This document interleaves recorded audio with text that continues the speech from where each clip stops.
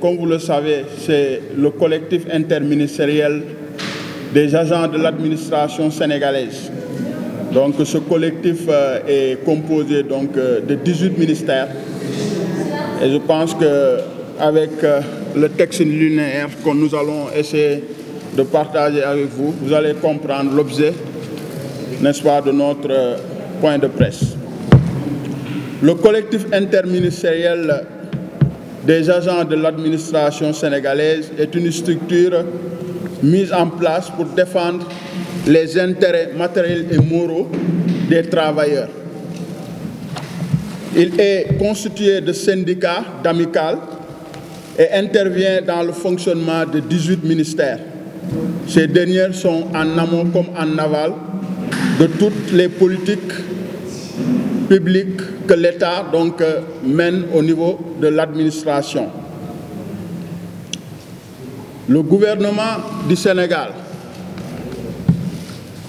récemment, il a donc procédé à ce qu'on appelle donc des revalorisations salariales dans la fonction publique. Et nous avons été dans un premier temps lésés. C'est à l'issue de ça que le collectif est né.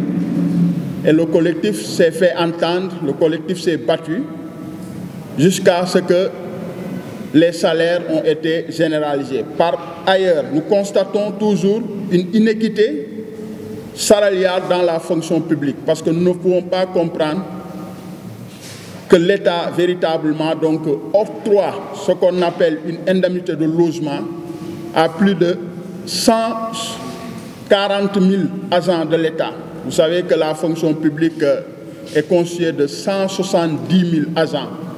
Maintenant, les 140 000 représentant 88% des agents qui émargent dans le budget de l'État ont une indemnité de logement. Les 12% restants, c'est-à-dire les interministériels, qui, je vous le rappelle, sont au nombre de 30 000 agents, sont laissés en rade. Cela est inadmissible, inacceptable. Nous ne pouvons pas comprendre cet état de fait et véritablement, nous avons décidé de faire face. Vous savez donc, il y a quelques mois derrière, nous avions entamé donc une lutte dans le cadre du collectif pour véritablement se faire entendre et le gouvernement du Sénégal puisse réparer cette injustice. Par la suite, donc, nous avons été reçus par le ministre des Finances et du Budget qui nous avait bel et bien dit que l'indemnité de logement n'est pas budgétaire en 2023.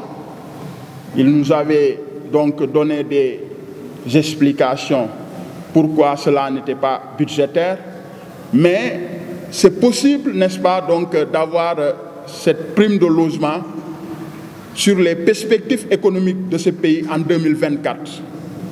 Donc je pense que véritablement, c'est ça qui nous a motivés et essayer donc de regrouper tous les camarades pour faire face. Parce que nous jugeons que c'est quelque chose qui est vraiment donc, c'est de la discrimination totale au sein d'une même administration. Donc, véritablement, nous demandons à la généralisation de l'indemnité de logement pour tous les agents de l'État, y compris les contractuels qui sont au niveau des ministères.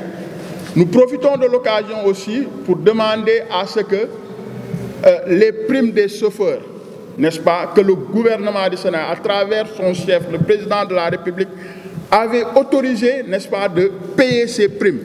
Malheureusement, on constate qu'il y a ce qu'on appelle donc du dilatoire de la part des autorités qui doivent appliquer cette décision présidentielle. Nous ne pouvons pas comprendre cette prime qui est annuelle. Donc, il y a un décret qui avait institué donc, depuis, je ne sais pas, des années, effectivement. Donc, voilà, et je pense que l'État doit donc payer les primes des chauffeurs parce qu'ils le méritent. L'autre aspect de notre point de presse, c'est par rapport diplômes, c'est-à-dire les reclassements, les habilitations et aussi les carrières. Parce que vous savez que les agents de la fonction publique, une fois recrutés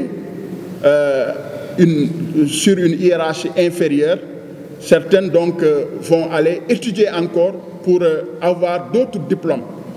Et une fois ce diplôme obtenu, on vient à la fonction publique pour déposer et demander des reclassements ou des avancements. Mais il y avait eu des difficultés parce que les écoles n'avaient pas d'habilitation. Donc on se réjouit que le ministre de l'Enseignement supérieur récemment a signé une vingtaine d'habilitations. Mais le problème reste et demeure dans la mesure où ces habilitations prennent effet en 2021, alors que la majeure partie des agents, n'est-ce pas, nous sont antérieurement dans cette situation. C'est pourquoi véritablement nous demandons à ce que le ministre de l'Enseignement supérieur puisse faire ce qu'on appelle une rétroactivité, n'est-ce pas, de ces diplômes en prenant en compte au minimum 10 ans avant 2021 pour permettre de résorber le gap et les travailleurs puissent avancer. Parce que sans ces habilitations, nous ne pouvons pas avancer dans nos carrières. Donc l'autre aspect aussi, c'est par rapport à une discrimination entre agents fonctionnaires et agents décisionnaires. Parce qu'on ne peut pas comprendre, dans une même fonction publique, les agents fonctionnaires qui cotisent au niveau du FNR, différents des décisionnaires qui cotisent au niveau de la Caisse de sécurité sociale, puissent avoir une distinction, parce que nous avons tous les mêmes diplômes, nous avons tous véritablement de la même hiérarchie. Pourquoi deux états, deux mesures? C'est ce que nous ne comprenons pas. Le ministre Galoba, lors du vote de son budget en 2023, il avait dit que ce problème sera réglé. Le décret est en phase, n'est-ce pas, d'application, et que à ce moment-là, dans les semaines ou mois à venir, on ne parlera plus, n'est-ce pas, d'état d'agents fonctionnaires et d'agents décisionnaires. Donc je pense qu'il est temps que cet état de fait puisse véritablement être résolu le plus rapidement possible, parce que c'est ce qu'on appelle une discrimination et une inégalité entre les agents au sein d'une même administration. Tout n'est-ce pas, ce que nous venons de relater mérite donc une attention particulière de la part du gouvernement du Sénégal, parce que les interministériels, le gros du travail, c'est les interministériels qui le font. Donc, comme vous le savez, nous sommes en amont comme en aval de toute décision prise dans le cadre, n'est-ce pas, de l'administration. C'est pourquoi nous avons décidé d'étaler un certain nombre de plans d'action pour pousser le gouvernement du Sénégal à réagir. Ces plans d'action vont débuter dès demain, le vendredi 10 novembre, par une tournée au niveau, n'est-ce pas, des ministères, au niveau de Diamniadio, comme au centre-ville, là où il y a véritablement toutes les structures ministérielles.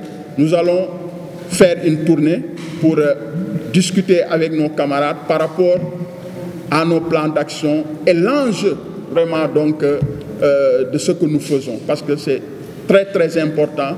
Et je pense que le plan d'action débute demain. Lundi prochain, je pense que c'est le 13 novembre, nous allons faire ce qu'on appelle 96 heures, n'est-ce pas, de port de brassard rouge dans toute l'administration sénégalaise, au niveau des 18 ministères. Je pense que c'est très important de montrer notre mécontentement par rapport, n'est-ce pas, au dilatoire de l'État du Sénégal. Les camarades vont arborer des brassards rouges dans tous les ministères et que véritablement, pendant 10 à 15 minutes, ils vont lancer des messages donc, à l'endroit du gouvernement du Sénégal, au niveau central comme au niveau déconcentré. Parce que le collectif, c'est au niveau national. Donc pour vous dire que nous sommes déterminés et très engagés à aller jusqu'au bout pour que l'État puisse satisfaire notre revendication. Si l'État s'entête et que véritablement il n'a rien fait à travers donc, ces 96 heures de port de brassard rouge, je pense que nous allons passer à la vitesse supérieure. Si on parle de vitesse supérieure, c'est-à-dire nous allons organiser une marche nationale. Donc nous comptons le faire le jeudi 23. Cette marche a pour objectif de regrouper au minimum plus de 1000 agents au niveau national pour véritablement montrer au gouvernement du Sénégal que la généralisation de l'indemnité de logement n'est pas négociable. C'est quelque chose donc qu'il faut appliquer parce que nous nous méritons et que, comme je vous l'avais dit, les 12% qui restent donc constituent 30 000 agents. Il faut octroyer cette indemnité de logement et passer à autre chose. Le plan d'action va se poursuivre si l'État donc fait la sourde oreille. Et je pense que la dernière étape, ça sera véritablement une grève générale au niveau de la fonction publique. Je pense qu'on n'a jamais assisté à une grève générale où toutes les activités de l'administration seront bloquées. Nous comptons le faire le 31 novembre. Donc si d'ici là, le gouvernement n'appelle pas à la table de négociation pour satisfaire nos revendications, je pense que nous allons paralyser l'administration sénégalaise dans son entièreté et vous allez constater qu'il y aura des conséquences incommensurables parce qu'un jour sans travail, donc dans l'administration, vous comprenez, c'est des centaines de milliards qui seront perdus. Et ce que nous réclamons, donc je pense que ça ne fait même pas 15 milliards, donc l'État peut bel et bien exécuter et nous octroyer ces indemnités de logement.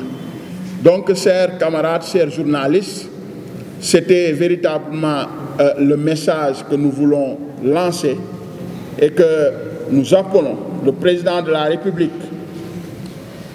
de satisfaire nos revendications. Nous appelons aussi le Premier ministre Amadou Ba parce que véritablement nous savons que l'État a les moyens et la capacité de pouvoir nous octroyer ces indemnités de logement et que véritablement nous espérons que cela va être fait. Sinon, étant des syndicalistes, nous allons aller jusqu'au bout pour la satisfaction totale de notre revendication. Je vous remercie et je donne la parole.